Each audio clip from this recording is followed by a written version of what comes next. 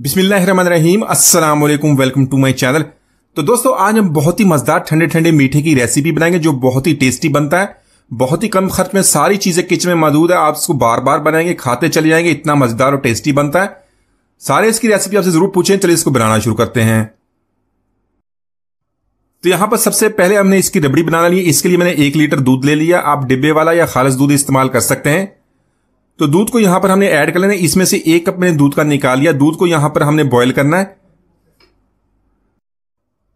साथ में 1 टीस्पून हमने इलायची का पाउडर ऐड कर लेना। अगर आपके पास इलायची पाउडर नहीं तो 3 से 4 आपने इलायची को अच्छी तरह पीस लेना। उसके बीज होते हैं उनको भी पीस को इसके अंदर ऐड कर लेना है।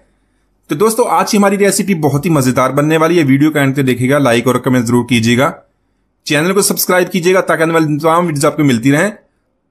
तो यहां पर इलायची पाउडर को अच्छी तरह हमने मिक्स कर लेना है। इसको एक दफा बॉईल करने के बाद 4 से 5 मिनट तक अच्छी तरह दूध को पका लेंगे। तो रबड़ी को यहां पर मीठा बनाने के लिए चीनी का इस्तेमाल करेंगे। आप गुड़ या शक्कर का भी इस्तेमाल कर सकते हैं। 1/2 कप यहां पर मैंने चीनी का लिया है। चीनी ऐड करने के बाद इसको अच्छी तरह मिक्स करेंगे। साथ साथ इसी तरह इसको पकाते रहेंगे।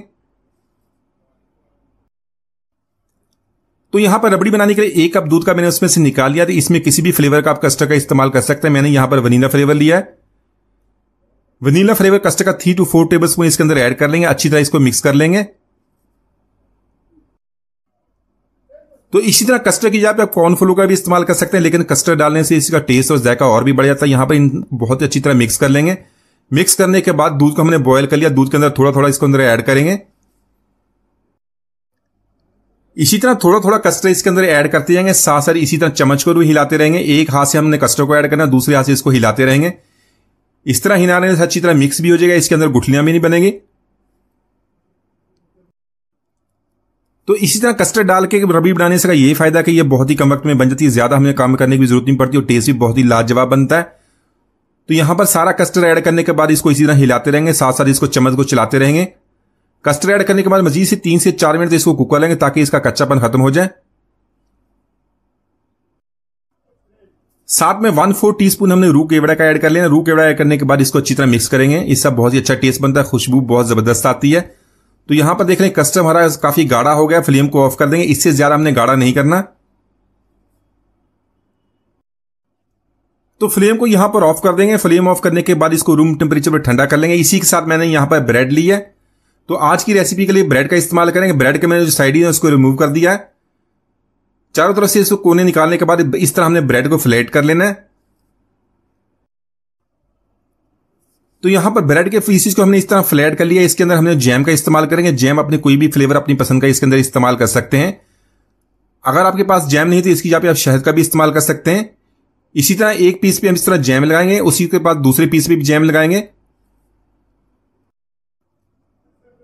तो यहां पर दोनों जो ब्रेड के स्लाइस थी इस तरह जैम लगा लिया। जैम लगाने के बाद इसको इकट्ठा कर लेंगे। इकट्ठा करने के बाद इसको हमने रोल कर लेना है। हल्के हाथों से इसको रोल करने के बाद इसको हमने छोटे पीसेस में काट लेना है। तो इसी तरह बाकी के जो ब्रेड उसको तो फ्लैट करने के बाद इसी तरह जैम लगाएंगे। जैम लगाने के बाद इसको रोल कर लेंगे। रोल लगाने के बाद इसको इस तरह छोटे पीसेस में काट लेंगे। तो यहां पर जो कस्टर्ड वाला दूध है, जो हमारी रबड़ी तैयार हो गई, इसी तरह इसको रूम टेम्परेचर हमने ठंडा कर लिया। साथ साथ इसी तरह इसको मिक्स करते रहेंगे। जो इसके ऊपर मलाई बनती है इसके अंदर बहुत ही अच्छी तरह मिक्स हो गई है।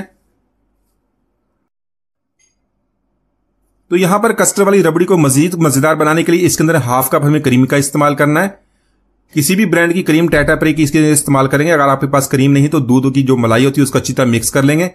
वो इसके अंदर ऐड करने के बाद इसी तरह इसको अच्छी तरह चलाते रहेंगे। इतना चलाएंगे थोड़ा सा इसका कलर देखें चेंज हो जाएगा।